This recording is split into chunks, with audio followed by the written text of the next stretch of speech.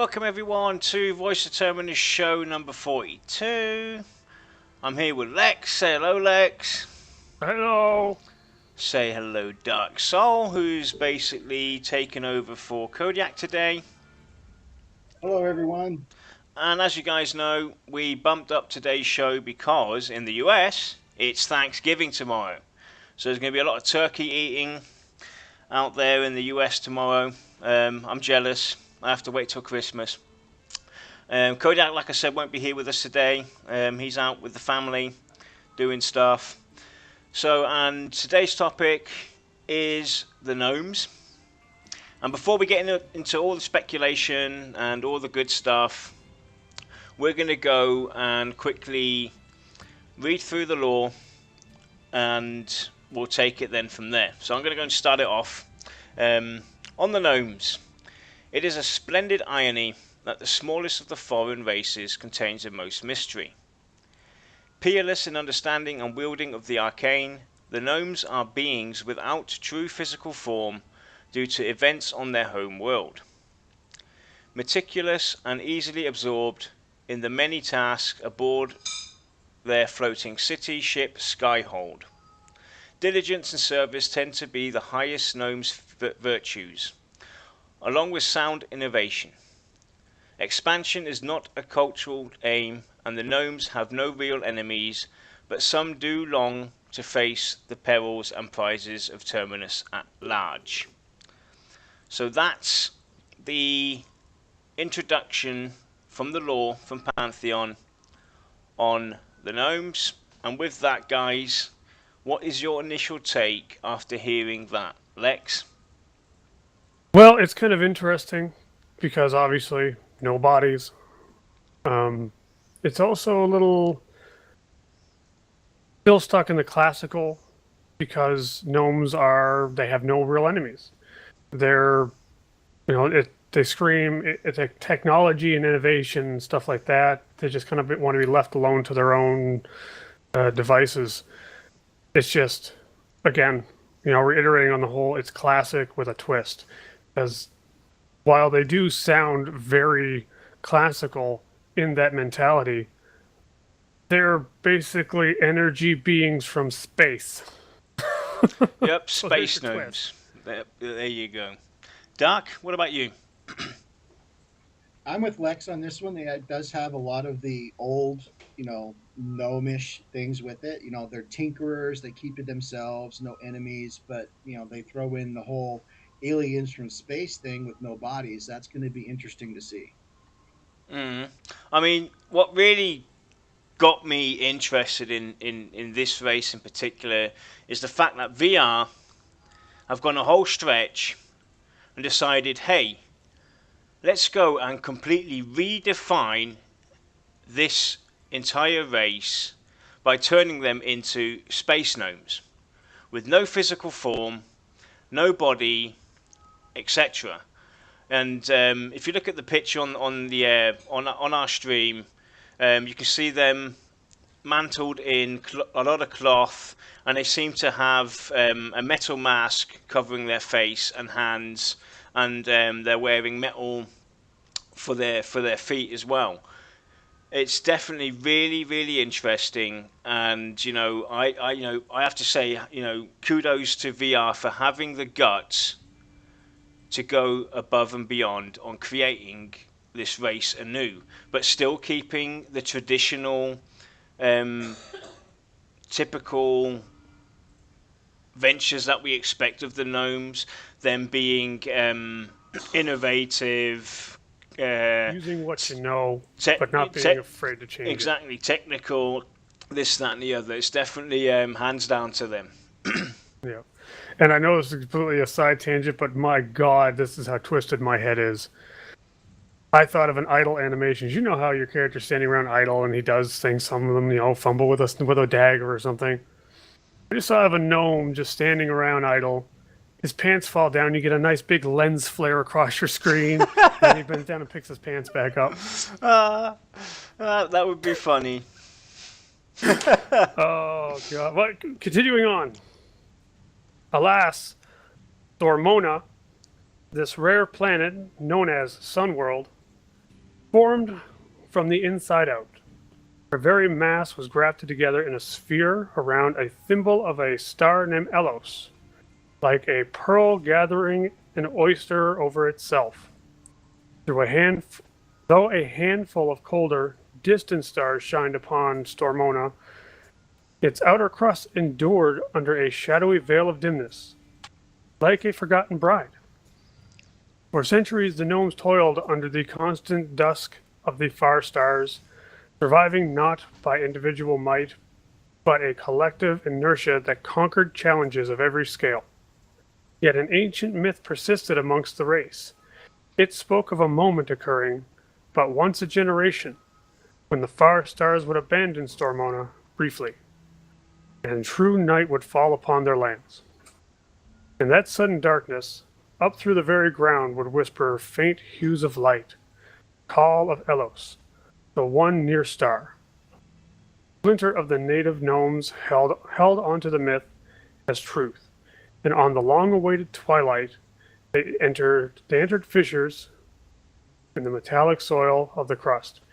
Here they beheld refracted flickers of radiant light coming from deep beneath the surface of their dim planet.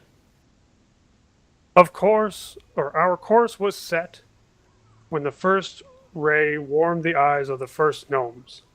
From that moment, it was only a question of finding the fire. Mithar the Minder. That's I actually. gotta say something. As far as creation myths go and stuff like that, that is probably the coolest one I've heard. Yep, that's what I was about to That's say. really awesome. It's Because definitely a yeah, read. yeah, it sounds like it almost sounds like the planet is a star that just happens to have a planet around it. Yeah. Yeah, a hollow Earth or hollow Stormona. Yeah, It's definitely very well written, and it's it's going it takes a few reads to get at the gist of what they're trying to bring across. They've really gone out of the out and about, and the lore that they've created is definitely mind blowing. Yeah, what I count from that is that it's like they didn't see light until the crust of their world cracked. Mm. hmm It definitely So sounds like it, yeah. basically, night vision or dark vision. yeah, you could definitely take night vision or from that. But it certainly is unique. I'll give them that. I mean, you hear, even though we know that Pantheon is a bunch of planets that are kind of like, they're one way or the other merged onto Terminus somehow, or their occupants or inhabitants are now on Terminus. This one is by far the most unique I've heard in a very long time. Yeah, it certainly is. So, All right, Doc, and moving on. you want to carry on? Go on then. You bet. This discovery touched off the first rift in Gnomon history, of which there are two. For by the time the travelers returned, the dusk light of the far stars had as well.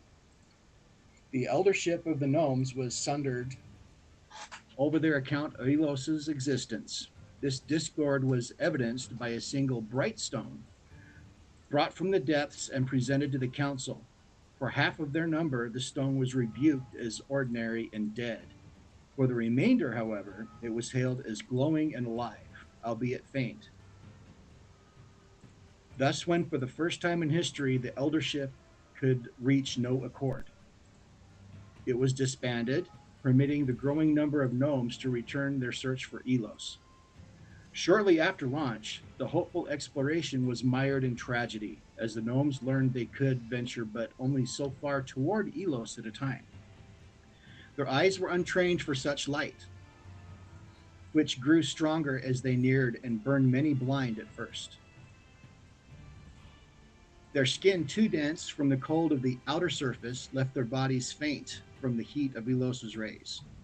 Thus it was a patient descent, stretched over many generations, that brought the gnomes to the doors of the near star at last. When their elderhood finally permitted breaking through the inner crust, there drew a sight beyond imagination. Settled in an open expanse was the majestic Elos, with small planets orbiting in the undisturbed choreography. The walls of this cavernous sphere were lined with a glowing mineral new to the gnomes, which they learned held the power of Elos's fire. This mineral they named Reservoir, for it held deposits of arcane energy which could be drawn back out and into the very body of a gnome. The powers and abilities it granted were far beyond any warrior or mage. These wielders of Elos's fire became known as Arachnos.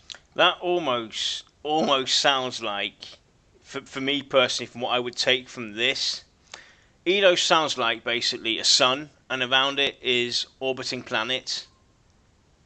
But from before, wasn't Elos what was like under their Earth, basically? Like their surface world was built around Elos. That's technically what it said earlier on. But if you go and revamp it, Expanse was the majestic Elos with small planets orbiting about in undisturbed choreography. Mm-hmm. So technically, maybe there, it's obviously the bright stone is obviously the core of the planet, is what I would presume. Presume dead for some, and then for others over a very millennia, it was still glowing, but blunt and faint. So that sounds like to me that the bright stone is the core of their planet. And it almost sounds like the Brightstone might just be a shard of their core. Yeah. Because it's like the Discord evident by a single Brightstone brought from the depths and presented to the council. So it sounds like, the gnomes are almost...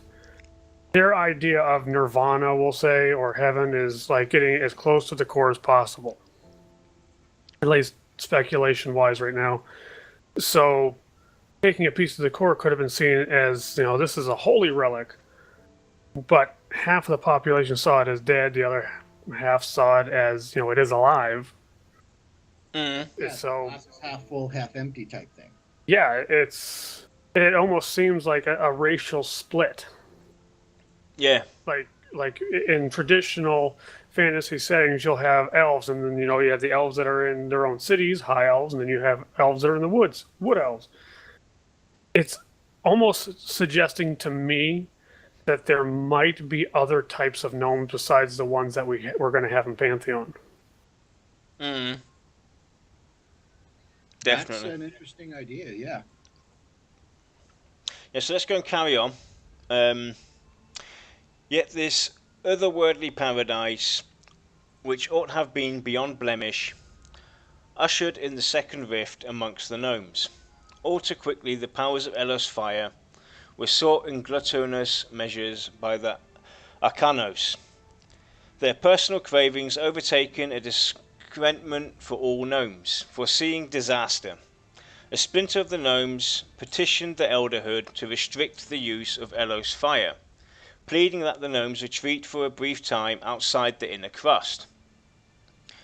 These were called propane by the Arcanos Hiroshi, a name concocted from accusation and mockery.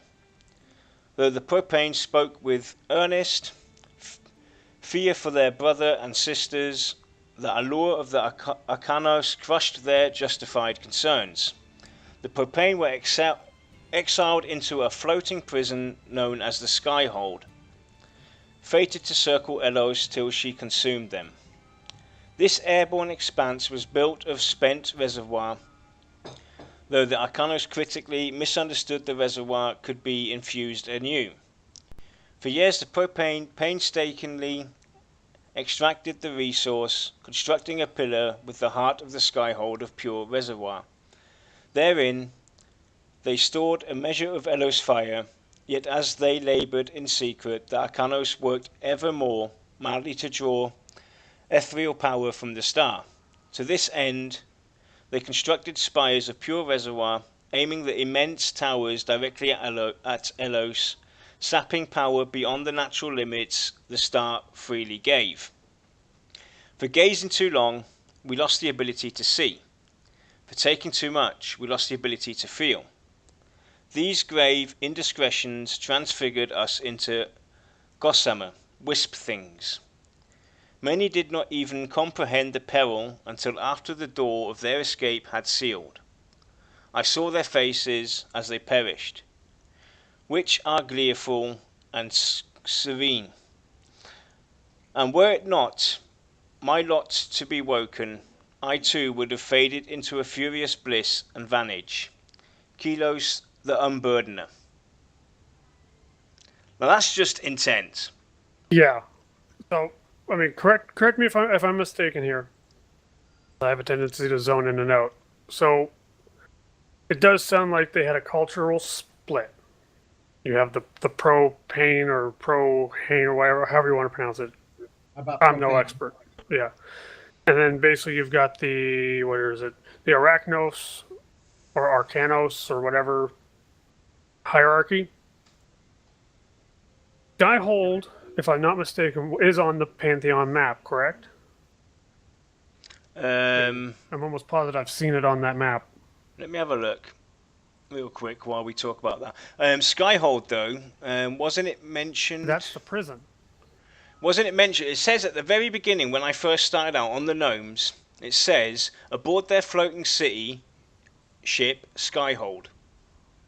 Yep, so the gnomes that are on Terminus are the ones that were in that prison, I'm guessing.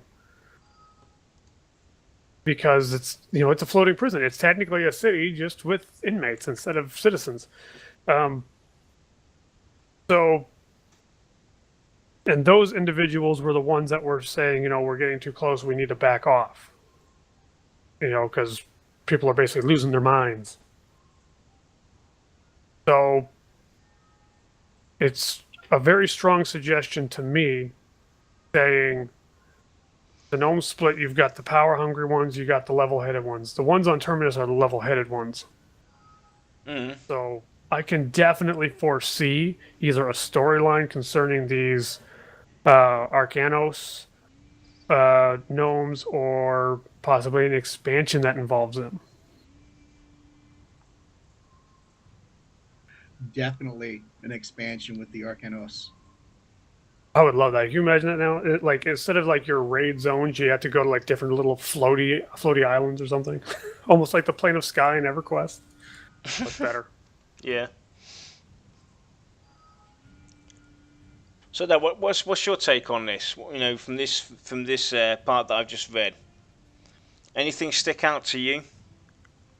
Oh well, what sticks out to me there was the metal, the Elos fire.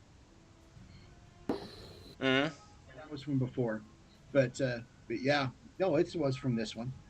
They're drawing energy from their sun, basically depleting their sun. Bringing upon them their own demise. They're one side saying the sky's falling, the other one saying no, it's not, and it happened to be the one saying the sky was falling. They were right. Yeah. I mean, what's very interesting is it kind of explains their doom. Looking Right. too much into it, basically, that and the longer they basically stayed around in their, this whatever you want to call it, it basically turned them into stardust, more or less. Yeah. Do you want to carry on Alright. with the next section, the final one? Let's continue on to the last of it here. The gorge of her energy began to weaken Elos, loosing the bonds of her power in devastating surges. As her unbridled rays struck the inner crust, many of the gnomes were consumed. Yet the Skyhold, built to lock the propane away until death, bore well against the lashes of Elos for a time. When a giant hole was struck straight through the crust of Stormona, the exiled gnomes piloted the structure through it, escaping to the quiet atmosphere of their ancestors. Yet survival had not been perfect. As the bristling energy in the reservoir continued to sift through the skyhold, a dire conclusion was reached by the gnomes. They must abandon their mortal flesh or perish. We have a quote here. With the very power that was afflicting our bodies, we were able to repossess our souls into the reservoir cloth called Makesh. This garment, woven from the hallowed mineral, was meant to further our survival as we drew nearer to Elos, though we knew it could not preserve us against her final embrace. Duth the Teller. When deposited on Terminus, the skyhold floated undisturbed above Whitethaw for nearly 50 years. A deep, resonant hum slowly bore an inverted cone in the snow directly underneath the hulk. Otherwise, the ship roosted in the skies with silent unconcern.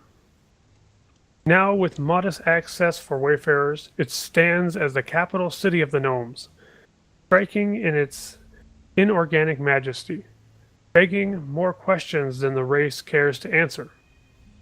Terminus has brought a return to the unified workman traits of their ancient brothers and sisters, and the gnomes may not have been so at peace in all their existence. So there we For have it. them, yeah, for them, Terminus is a good thing. Maybe not for some of the other ones. Yep. And as you've you've revealed more or less. So Skyhold, the ship that they had, was basically used to reach Terminus, and Coach already pointed out in chat that their major city exists in the third continent, not yet unveiled, which is basically the snowy continent on the map. Is where we'll find the city of the gnomes called Skyhold. So they're gonna have. So they must have that ship floating up above. That's cool. I like that. I like the idea of that already. A floating city from the get-go. To get into this complete wild speculation, it actually sounds like the gnomes may have some very interesting crafting racial traits, simply because of that last sentence. I mean, Terminus has brought a return to the unified workman traits of their ancient brothers and sisters. You know, that screams that these guys are going to be like fantastic crafters. Yeah, I agree. And it sounds almost like when they came to Terminus, they saw all it had to offer, and their traditional way of life, experimenting, creative, and stuff like that. All they had to do, they saw the riches of Terminus and basically used it. So they definitely should be very strong when it comes to crafting. Right. Well, I mean, their home world basically, sounds like a shell with almost like a star and maybe a couple planets inside of it. But to them, their whole existence was around getting closer to that inner star. That was just like their whole goal in life. And now that that star is not there, it almost sounds like their reason for living is just to experience life, which is refreshing to these gnomes who have spent years just worried about this one thing. Yeah. Yeah, it's true. And one thing that I thought about with this was they talk about the Elo-inspired arcane metal. Mm-hmm. I'm wondering if for the gnomes to be like the melee types, they would have to have the arcane metal armor to actually have physical form. That's actually a very interesting point of view on it all. I mean, if you look at the picture over here of the gnome, he's dressed in mostly cloth. But if you were to say replace that with almost like a suit of armor with that Makesh cloth, because I mean, we know from the dwarves that you can make cloth that's almost as strong as metal. That's what they say. So if they can do something similar, I could definitely see these guys being very wide in their uh, playable classes. What about even the fact like I mentioned at the beginning of the stream that these guys are wearing like a metal mask and metal gloves and metal shoes? What if that is part of that metal? I would assume so. That's the only thing that's keeping them, or giving them the possibility to actually form a physical body alike. Mm-hmm. Without that metal, all they would be is a wisp, as they mentioned Mm-hmm. themselves, and they're using this metal to be able to, interact with the other races on Right. Terminus. Yeah. It could even you could even go so far as to say in their energy form, the only material they're actually able to interact with is stuff that has that special metal in it, which allows them to simulate having arms, fingers, Now, feet, stuff like that. this just brings it up. This gets into the speculation, but I have to bring it up because it's in here right now, and I might lose it. As a trait, as a racial trait, what about the option for these guys, just for these guys, because we know they can be an energy being. Instead of getting a mount, they turn into that wisp, I like that. and they can I would move, do it. and they can move a lot faster. Yeah.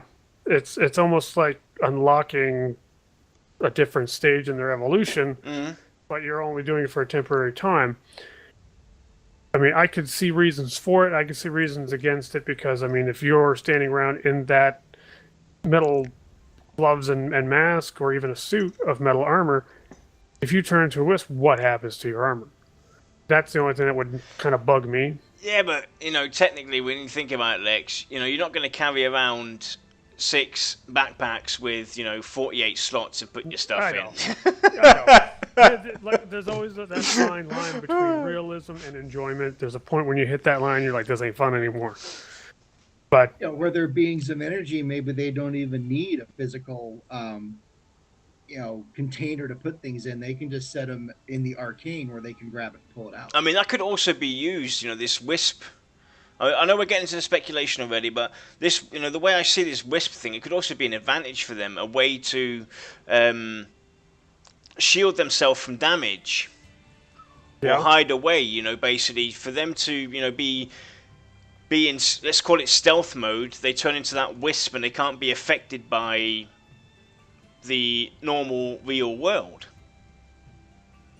for a short Yeah. period of See time. it now. I can see it now. Raid wipe, gnome strip. Yeah. form of energy. No, I think there's a lot of possibilities here. I think this is probably the race that VR's designers and artists are probably going to have the most fun with because you could just about justify anything. I mean, you could say they can fly because their energy, the normal rules of gravity don't affect them as they would us. But at the same time, you couldn't do that. You couldn't do that to like an ogre. An ogre can't fly. Catapult barely moves them 50 yards. But with all that being said, they're probably going to have their hands full, keeping everything out of the realm of the ridiculous, and keeping everything justifiable to their story. Yep. Yep. One thing that did jump out to me on this was in the very first paragraph. It says, meticulous and easily absorbed in the many tasks aboard their floating city ship Skyhold, diligence and service tend to be the highest known virtues, along with sound innovation. That to me screamed bard. Mm. Again, that to me that screams crafter. That screams tinkering and just making things. But Yep. I'm a technology guy. Innovation to me means, ooh, look, fancy new device. Yeah. Well, it's basically the same with the gnomes. You know, they're the guys that you would go to get the latest defenses for your city. The latest newly catapults 2.0 tinkered with they have tinker dust on them from the gnomes, and just think of clockworks and stuff like that. So that's how I definitely see these guys. Right. And our earlier speculation were that these guys were highly technologically advanced. I'm not getting that vibe anymore. No. I'm just thinking, because it's all very much rooted inside of magic, just with a magic metal from their home realm, I guess you could say, world, whatever. So it's not really a planet in the traditional sense, but that alleviates a lot of my worries of stuff like pistols, hover bikes, kind of mounts and stuff like that, because that really had me worried. I'm not gonna lie. I was worried to the point where I was like, if that's in the game, I don't know what I'm gonna do. Yeah, I'd be back on the fence with Pantheon. I couldn't justify that either. Pistols and stuff like that. And but here, I mean, they could absolutely say, because they're very innovative, they're very crafty. I could definitely see them making crossbows and the like, stuff like that, but they just have a very particular look to them, maybe with some of that special metal of theirs that give it like some maybe glowing runes on it or glowing pattern. Just I think their style on anything that we see visually, be it crafted items, if that's a possibility, or just their architecture, is going to be very interesting. Yeah, it's definitely like you said yourself.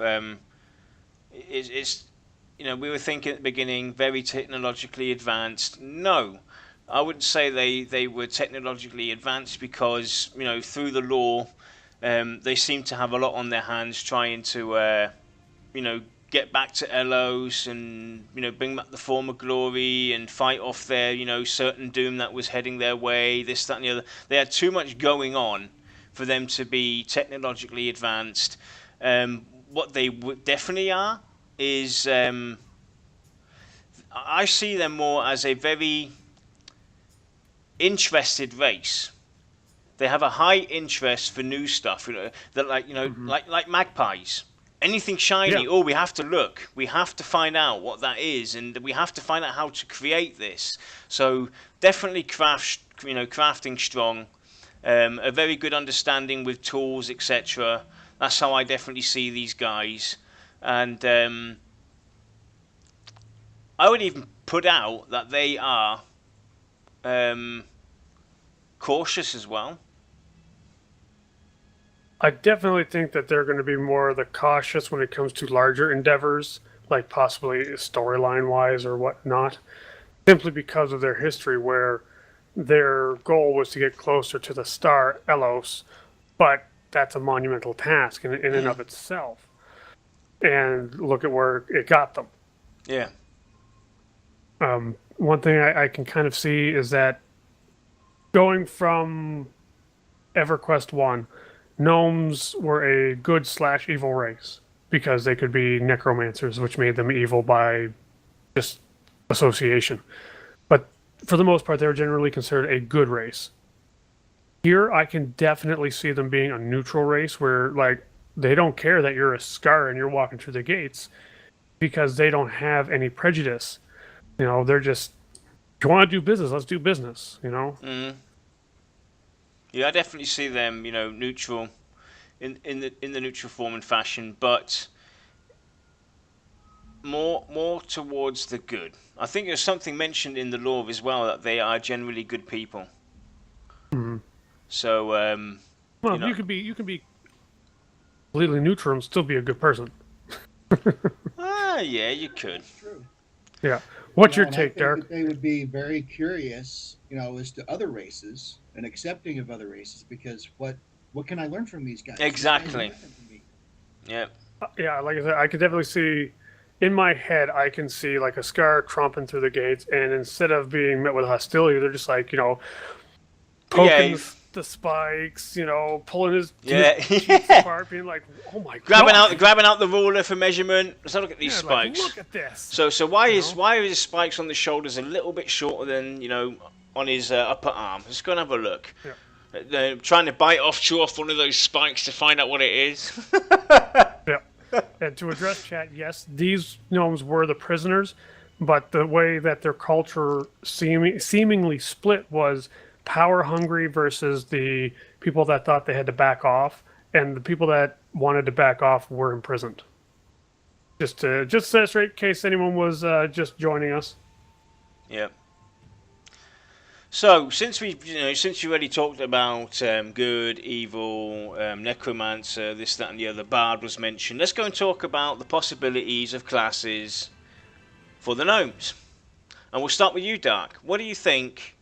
What possibilities would the gnomes have, and where would you see them class-wise?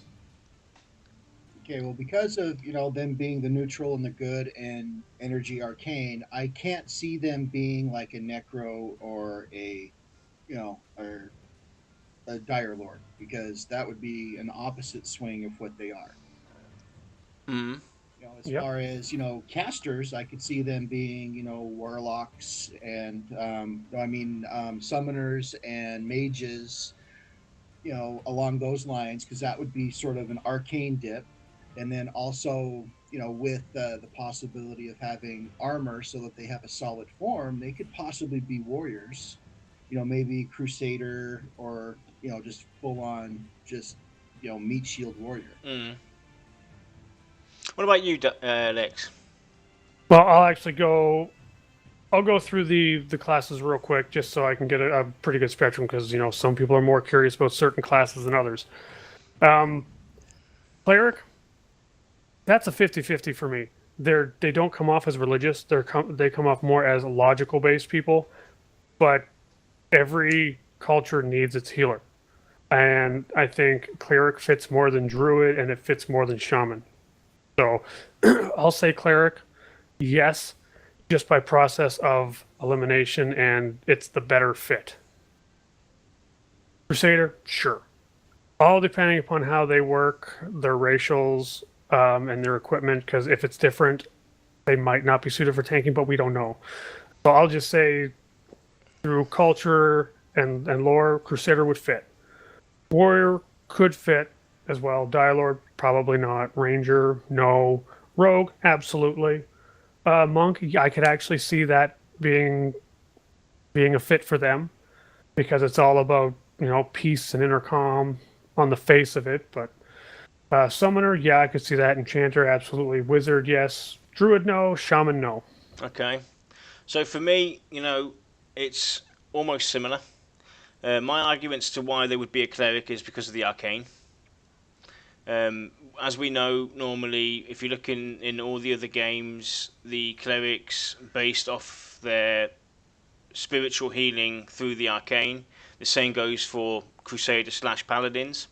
Use the arcane magic. Warrior, I would see less them being able to play a warrior, because that's more of the physical type tank that we would expect.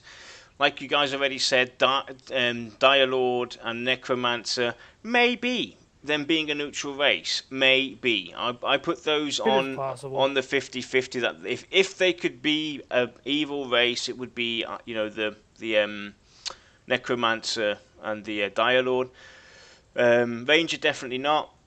Assassins, yes. Rogues, yes. The monks, maybe. Shaman and Druid, definitely not. And Wizard, Summoner, and Enchanter, 100%. That's how I see it. It's 100%. Yeah. Oh, I forgot about Bards. And Bards, of course. I can see Bards as well, definitely. Yeah, definitely a Bard. Yep. So that's how we see the gnomes and their classes. What about you guys in chat? Write down your comments where you see the gnomes and their classes. Chat's obviously recorded on the stream, so it can be reviewed by anybody watching the stream afterwards. So post your comments. Let us know what you think while we carry on. If you're not a fan of typing, just say the ones you can't see them being. Yeah. Definitely. So let's go and carry on. Dark, you said you had some scribbles written down. Um, lead us in the next direction to go and speculate on. Oh, we covered that. I figured that the two factions between the Arcanos and the Mm. Propane.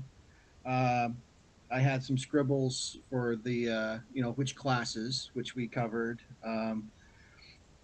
The ore, being able to be the containers for their bodies and their energy. And then the sound innovation, I can see that both ways. I can see it be for progressing in forwarding innovation, but I read it as like sound, noise, music Mm.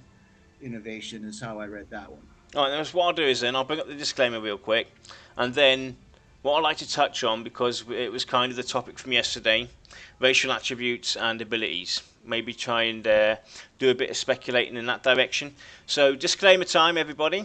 We, the Voice of Terminus crew, are not paid or do not, and we do not work for VR to do our shows. We're here to help support them, spread the word, and help support the community by entertaining you guys until we finally get into the testing phases and into release of the actual game itself.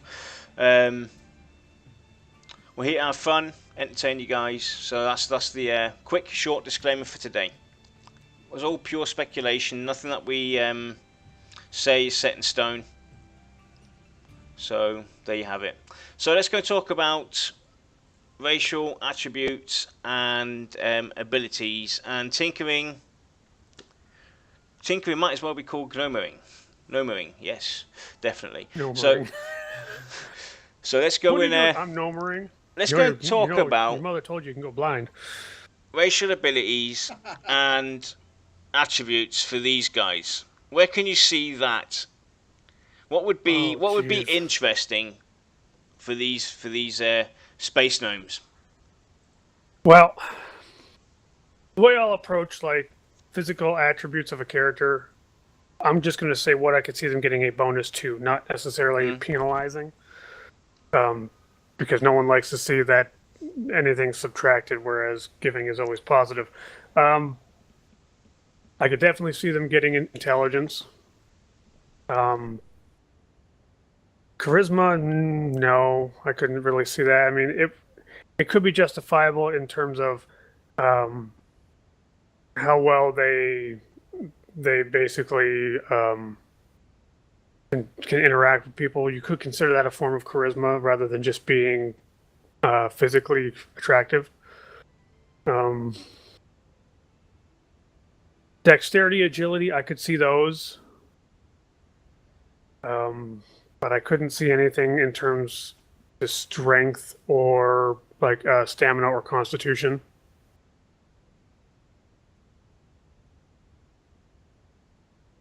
Yeah, I agree with Lex on that one. Anything physical would be, I think they wouldn't get a bonus to, but as far as intellect and wisdom, I could see that.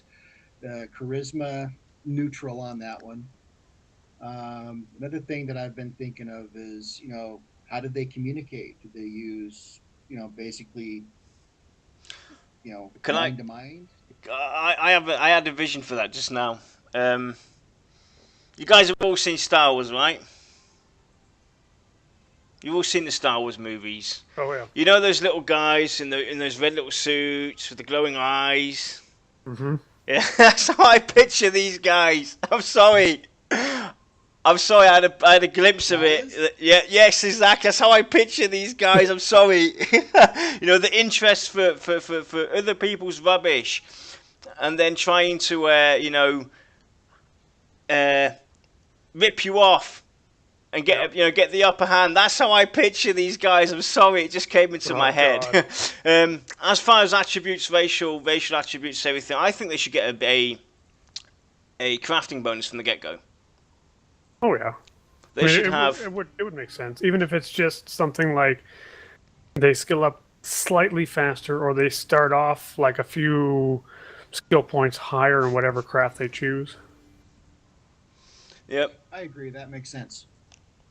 They should have advantages. If like we talked about yesterday, it shouldn't be something major that's going to go and unbalance everything and make other people mad for choosing a different race. But they should have an advantage when it comes to crafting. Like maybe they have a better chance of creating something more pristine or something like that. They have a pristine bonus or Almost like a slightly increased chance of a critical craft where you get a stronger item. Yep.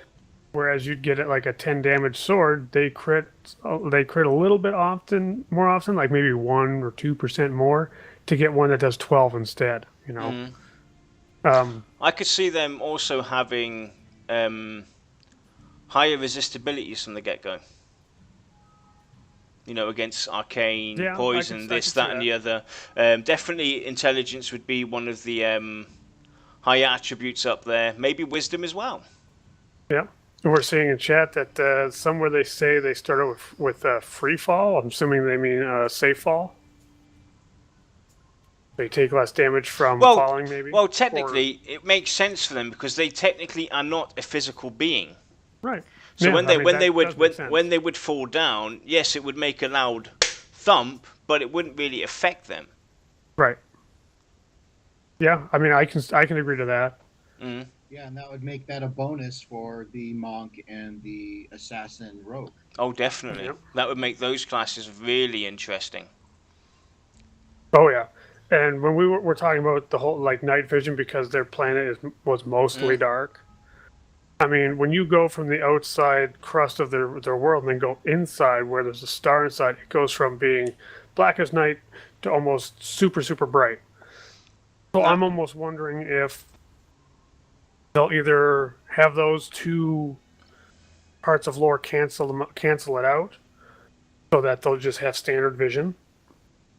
Or if maybe they'll do something where because it's so bright on the inside, they get reduced night vision, or if they say, since these are the prisoners who were obviously imprisoned, it's not so intense, so maybe there's no light in the prison, and now they have a boost to their night vision. What about, basically, because, you know, as we view them, you're on the right path there for sure. The way I would picture these guys with the night vision and sunlight, I would see that as an attribute negative, a weakness to them is daylight, but because they're wearing this metal mask, like you said, with the metal mask, everything that becomes bright or is bright, you know, the daylight becomes a little duller for them to visually see. Now, they could have the ability of night vision automatically, like you already said. When they take off the mask, they illuminate the room or an area illuminates. An innate illumination to themselves. Exactly. Maybe not as good as a torch, but still enough to get you by. Yeah. God, when you think of it like. Yeah, when you think of it like that, I'm almost tempted to make a gnome simply because I know. We know dungeons are going to be super dark. We know it's going to be a big deal about torches and such. So and that's another great question from Coach as well. You know, the total lack of deity, not mentioned once in the lore. You know, did they have a deity? Did they have somebody that they called technically their god? It kind of, you know, their religion was basically that Brightstone. And Elos was where they had. So the way I see it, maybe they had an elemental god. They believed in something elemental, maybe. Maybe they saw these elements, this metal that they are using as their god. They necessarily didn't really worship worship the person or the metal as a god per se, but they had a higher respect to it. Because, you know, they don't technically, all races don't technically have to have gods that involved or interfered with their storyline. Because this is what makes it really interesting. If VR would have gone and said, right, each race has their god, it's linear. It's all the same across the board. There's no interest, there's no intrigue, there's no curiosity from us as players to go and want to play this race compared to another, because hey, they all have a backstory with gods. But no, they've gone out and not mentioned anything, which makes this race even more interesting. I never played gnomes. I hated gnomes. Now I want to go and create a gnome. Right, yeah, I mean, basically from the view of the player, the gnomes are here. They've come on a city ship. We don't know anything about their culture. They don't know anything about their religions, because even the lore doesn't tell us, because they're a very mysterious race, and that's reinforcing that fact. So even though some people like me, you know, I kind of get into the lore a little bit, even though I'm not an RPer, but the lore helps me kind of hype myself for a game, because I already get into what each of these races are. And right now, the mystery behind the gnomes has me wanting to at least consider them. Whereas in every other game, even in EverQuest 1, I had never even considered gnomes. Another attribute that they could technically have is automatic underwater breathing, because they don't really need... They don't have lungs and everything. So they don't have the typical body internal body organs that all the other races have: hearts, lungs, livers, this, that, and the other. They can automatically breathe. On the other, and another thing as well, maybe they have a very high resist towards arcane damage, cold damage, heat damage, poison because they don't have a body. Yeah, that's what I mean. Immunities. What immunities? Exactly, they would be almost immune to all of this, which makes this class very interesting. It doesn't necessarily mean that they are overpowered this way. No, they are not. That you can. There's things that make this class not so overpowered. It sounds like they, hey, if they're immune to this and they can breathe underwater and they can run faster just by turning themselves into this and see daylight and dark. If it's done right, you can add certain things like we talked about on Tavern Talk yesterday, pros and cons, weaknesses and strengths to the attributes. So if they have one bonus that affects them this way, there's going to be something that affects them on the other way. And that's how we thought about yesterday. Each race with its attributes should have weaknesses and strengths. You have you run faster, therefore you can't jump as far, as an example. Right, and that's one thing that VR is going to have to be very, very careful about. Typically, in games that these particular developers have worked on individually in the past, what they've done is, and I'll use Ixars as an example from EverQuest 1. They had regeneration, they had armor class bonus, they started off with really good swimming, they could see well at night, and they started off with a hide skill and a force, and so on and so forth, right? I think the Ixars are one of the races that had the most racial bonuses, which is why I love them. I've got a weakness. Here's their weakness, though. Every other race hates them. Hell, half of the factions in their town are close to hating you, because it's not like, as a Shadow Knight Ixar, the Ixar monks were very close to hating me. We could have. I also had an XP penalty, but that's something you need to be very careful about as well, because it actually ends up splitting the community. You could. I've got a few, actually. I've just now got a few from things said in chat as well. A lot of weaknesses that you could add to them. Now, they could have a higher damage input from undead, because technically they are not a physical being. So they have, anything that's undead, ghosts, ghouls, skeletons, this, that, and the other. When they get hit, it hurts. Then you could add a slower mana regen, a slower health gain, because they do not have a physical body. Right. So they regenerate a lot slower than every other race. And that's something that, because we don't know a lot about the racials, or even if there is going to be any, really, to be honest, or to what extent. With me, I love racial attributes simply because it adds so much flavor and variation to my personal gameplay and my character decision. And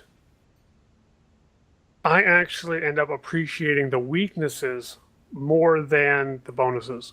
Like, I'll continue on with the Exile example. Because I'm hated by every other race on the game world, when I need to go from point A to point B, I have to be very careful of the road I take, because if I run by a patrol of elves, if I run by some humans, or accidentally go to the wrong vendor, they could attack me because I'm an Ixar and everybody hates me. You know, it gives you a whole new appreciation for the world. Oh, absolutely.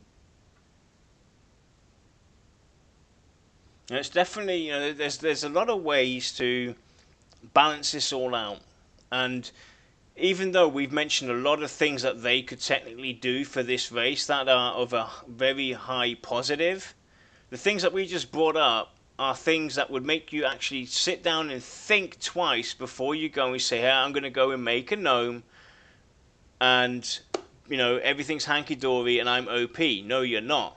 Because if they do add stuff like what we talked about, which would be really cool, but it's like I said, it's pure speculation. We do not know, and Coach has already said it. We need to know more. Another good question: do they eat? Do they drink?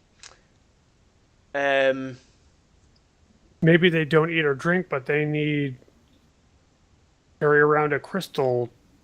They need energy. Yeah, maybe they charged. need to. I mean, yeah, who knows? Maybe that's another good thing as well. They need to go in. For them to get their, let's call it their, what is your normal stamina back onto level. They have to go and seek out an energy source. It's not. It can't just be a campfire or anything like that. It has to be an arcane energy source that they need. For instance, they have to hang around this energy source for them to get their stamina back up and be on the normal level. A life force, for instance, stuff like that. So there's so many things that you could take into consideration that make these gnomes really cool, but something you're going to think twice about before you do it, because of these major disadvantages that they would have. Oh yeah. So let's go and talk about real quick, because we've done it so far for all the races. We know that their hometown, their major city, is a skyship. How do you see it looking? What's it made out of? What would it look like? How do you guys see their city being? We know it's been, they've had a lot to fight with. They've had to travel a long distance to get here. They've gone through hell and back. How do you see them now, with the perspective of not being so technologically advanced as we predicted? Well, what I see is it being a very compact town, probably with a little bit extra ornamentation. It's also a prison, so I'm guessing we're going to see a lot of gates, a lot of locked doors, or at least heavily bound doors. With them not being technologically advanced now, I mean, that kind of takes away a lot of the variation in their cultural architecture. Because if you say you're technologically advanced, you can be like, oh, buttons and panels and dials and everything. That's probably not going to be the case anymore.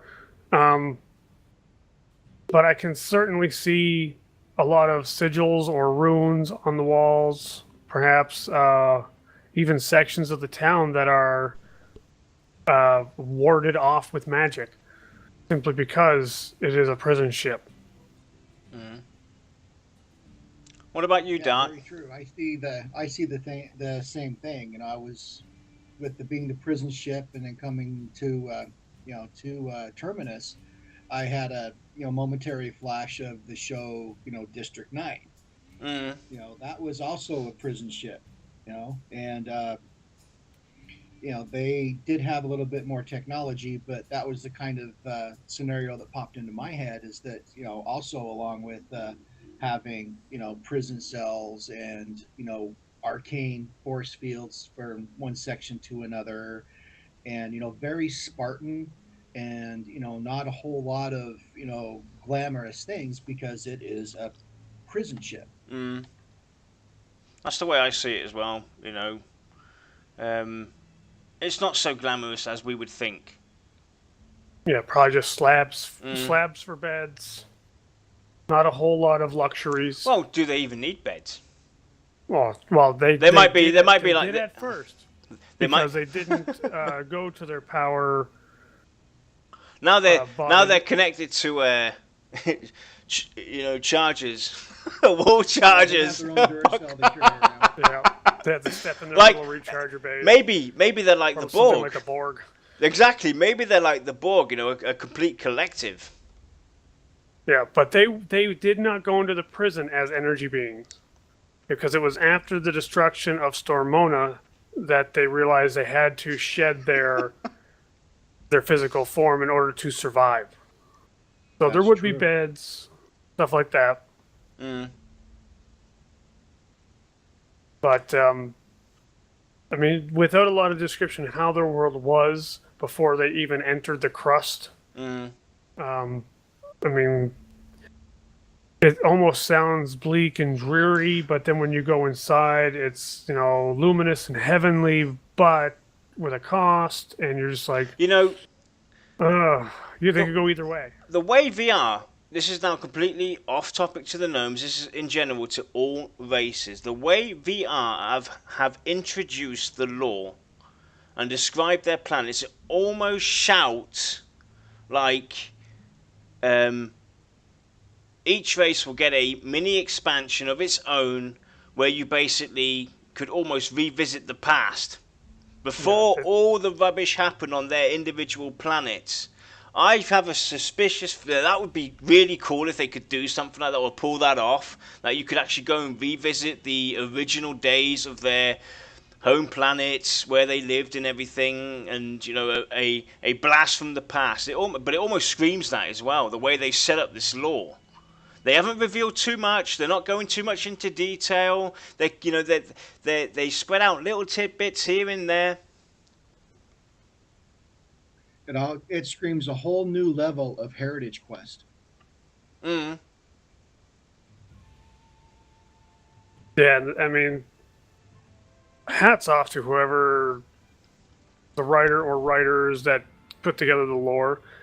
Every single race has just enough information to kind of hit everyone's individual preferences. So there's a race for everybody. But there's not a lot of information to where someone like me, who I will take the min-max route on some characters, so it doesn't matter what they look like or anything like that. I'll take what's best for the job.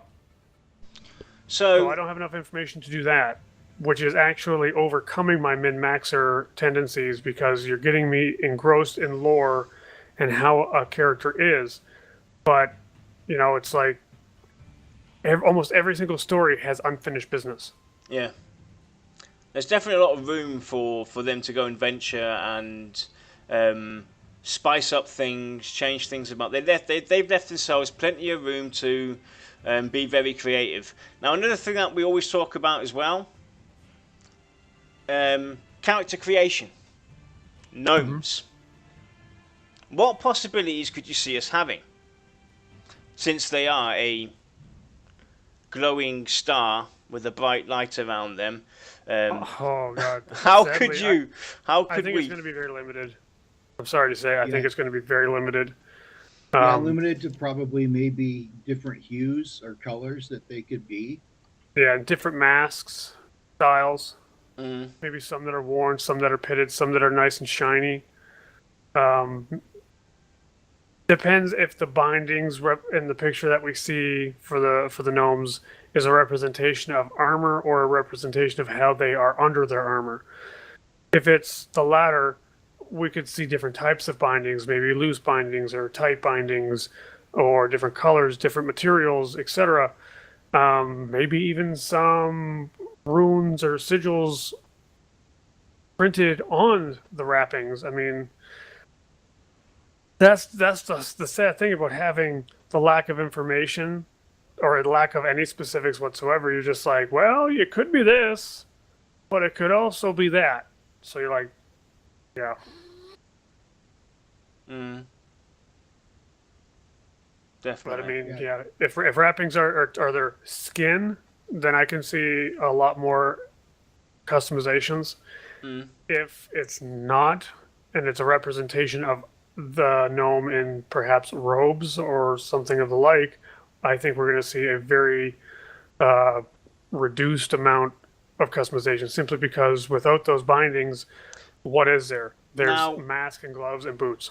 on that note, related, unrelated, when it comes to the character creation, would you personally have a problem with having more options available to you for one race over the other? That's never bothered me in the past, to be honest. Like, everyone knows that I am a big fan of the Scar. I can definitely see there being a lot of variation in where your spikes are, the color of their skin, the spikes in their face, their teeth, and their hair, stuff like that. But whereas with, say, an ogre, there might be much less, simply because there's not as much fine detail in their body overall. They're just big brutes. Um, so while some people will view that as not fair, I want as many options as they do, it would make more sense for a very intricate character to have more options. Mm. How do you see it, Dark? Same question to you. Yeah, I see it as that, when you make your racial choice, you know what you're going to be, kind of getting when you do that. Like with the Scar, you're going to have, skin, horns, you know, maybe height, weight type thing. But with the gnomes, where the body really is an unknown, I could see that having, less of a customization for it and make the customization be the cosmetic from the armor. Mm. But as far as having the, more options available for one race than the other, that really hasn't bothered me at all. Same for me as well. I actually Yeah, would even love to have limitations as well, rather than right. making giving It, each class the same possibilities on all the individual assets of character creation. right. It just in some instances it doesn't make sense, and for me, Mm. making sense means more than being fair. It's at least with customization, Mm. because it's purely cosmetic. Yep. So I But, agree. but anything else? one interesting thing came up in chat, like what about the relationship between the gnomes and the Archai? Because the Archai are the ones that pretty much, coaxed them out of isolation. Their energy made physical as well. Could there be a sort of kinship, maybe more? Well, if any race would be able to draw them out, it would be the Ahai. It makes sense. Mm-hmm. Them being of energy themselves to some point, Mm-hmm. because they're kind of on the same intellect. Yeah, They're I based. kind of see them as both peaceful races, Mm. whereas the Archai might be a little more physical versus the gnomes might be a little more thinkers. Mm. But yeah, to me it would almost seem like the world overarching storyline would promote a kinship between the two races because they are so similar and kind of make up for each other's weaknesses. Mm. Yeah, that's the way I see it too. Yeah. Same for me. Um, you guys in chat, you got anything that you want us to cover? Quickly touch on the gnomes. We're getting to Keep it that. short. We're getting to that point basically where we are trying to bounce off ideas off of one another, So we will Yeah, be. we'll let the cat out of the bag. We didn't prepare it all. Yeah, we didn't prepare today. Obviously, due to it being, Thanksgiving week in the US and the Me back-to-back being sick as a streams dog. and Kodiak not being there and having to adjust a bit and everything in shorter notice, etc. We didn't come as prepared as we would. Okay, yes, there's definitely a good point in Eden. Weapons. We haven't talked about weapons. Where do we see the weaponry for the gnomes? Well, unfortunately for me, weaponry kind of fits more to the classes and the race. If you're talking like racial design, um, I could definitely see the gnomes having simple, but with a lot of lighting effects. Like maybe we have um, some kind of design going down the blade, but that has like a little glow in it, which is their special metal. Okay. What about I know lightsabers were mentioned. This is where I kind of got my idea, so don't hit me. This is just a thought. Um, Energetic weaponry, energy swords, to some point, using the arcane as having the arcane around it, maybe on staffs and stuff like that. Um, well, I'm not Not. saying no. My gut tells me that would be a bad idea to introduce right now, Mm, even with stuff like guns. To me, that doesn't have so much of a high fantasy feel as it does sci-fi. I mean, mm, granted, you could say an arcane staff where it's two pieces held together with lightning or something. I mean, if the design makes it look more high fantasy and less science fiction, then yeah. But in terms of like just types, I don't want energy blades. I don't want guns. It's just that does not say high fantasy to me. And when I think Pantheon, I think of a good old fashioned high fantasy mm. MMO, not some uh, Eastern Korean garbage that's trying to put high fantasy and sci-fi shoehorned in there just so that they can get more people to buy it. Yeah. It has its place What about you, in Dart? sci-fi. Yeah, I agree with Lexer. I think the class should determine, what kind of weapon they get to use. And I was thinking along the same lines too, is like how would they interact with the world? They would have to have, in my mind, one of gloves made out of, the arcane metal that allows them to actually hang on to the physical weapons and staffs and wands and all that stuff. Here we go, guys. Here we go.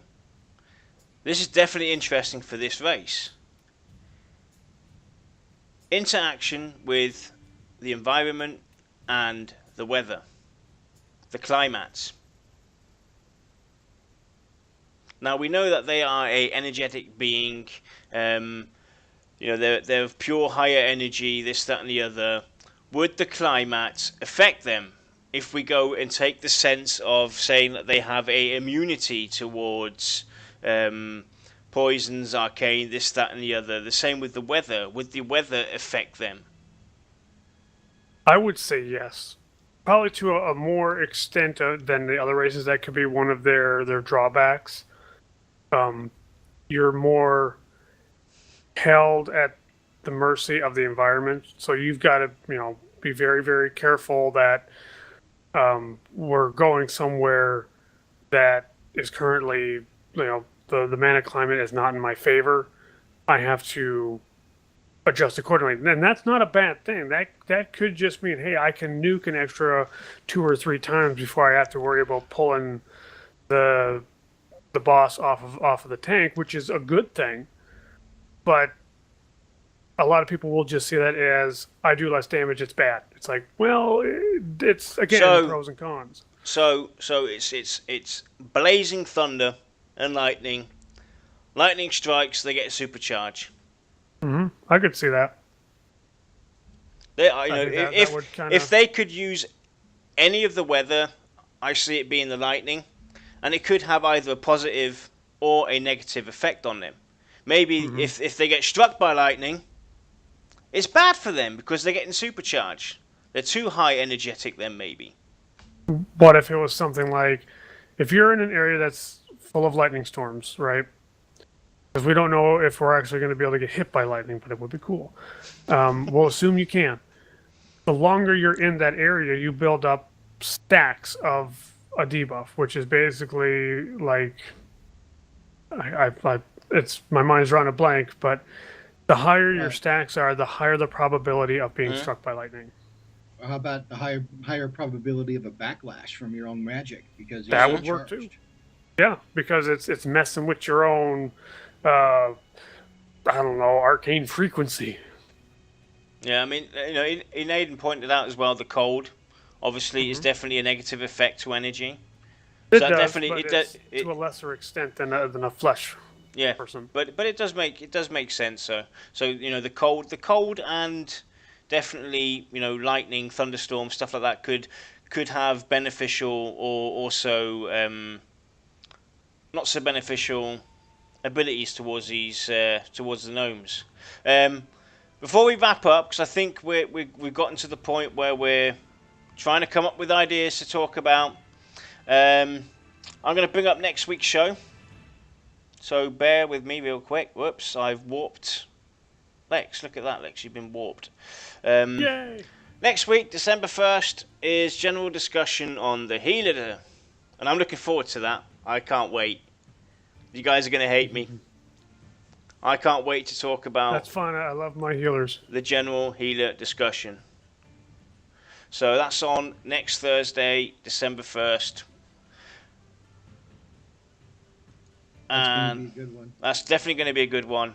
Hot topic. It's very important because, like, healing is probably the mainstay of group mechanics. It's the base of it all. If you have a game where you know the healing isn't done right, the entire group feels it. But to get back on the gnomes, like someone said earlier, what about mounts? What maybe their mounts are energy too. I mean, the only reason I would see that could possibly go against that is the fact that in the lore there's no mention of animals of any kind on their home planet. Nothing. Yeah. Well, maybe they created those hover discs. I know. Hovers. I know you don't like it, Lex, but they are around, and it's something that gnomes. They're crazy. You got to think about it. These guys are, they're not just gnomes. They're gnomes from outer space, dude. They're space gnomes. Know. They remind me of the Romulans. From space. First contact. No, definitely mount-wise is very tricky. It is very tricky to see. It is. Do you make them magic based, in which case hovering is something that we're going to see? Do we get something that's taken from another race because they're coaxed up with the Archive? Do they share cultural ties and bonds? So do they share mounts? I mean, all we can really do is be like, well, I'd like to see this. Yeah. I wouldn't like to see that. So. No, Doug. I'm not a fan of the hover stuff. Doug, do you have an insight for mounts? Do you see anything? Be completely, overpowered, but I think it would be pretty cool if they could ride the lightning. Oh, why do I have a feeling takes it to a whole new level? Oh. I'm gonna see something from Dragon Ball. I just know it.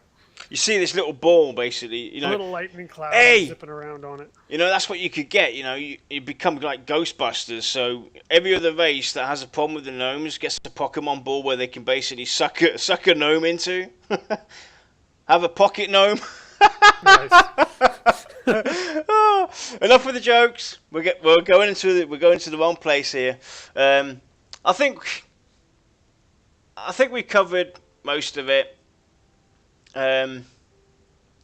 definitely interesting, guys.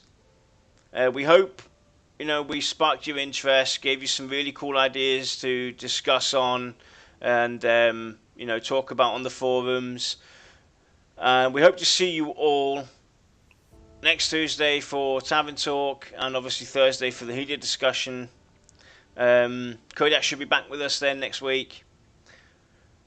And we wish you all a happy Thanksgiving and a happy Thanksgiving weekend. Enjoy yourselves. Enjoy the turkey, whatever you guys do. And we'll see you all on Tuesday, I guess. Yeah, regardless of where you are, what you're celebrating, if you're celebrating anything, have a good weekend. Exactly. Yep, With that, absolutely. guys. Have a good weekend. Be safe. Yep. Don't kick any gnomes. We will see you next time. Signing off. Say goodbye, guys. Bye-bye. Bye-bye.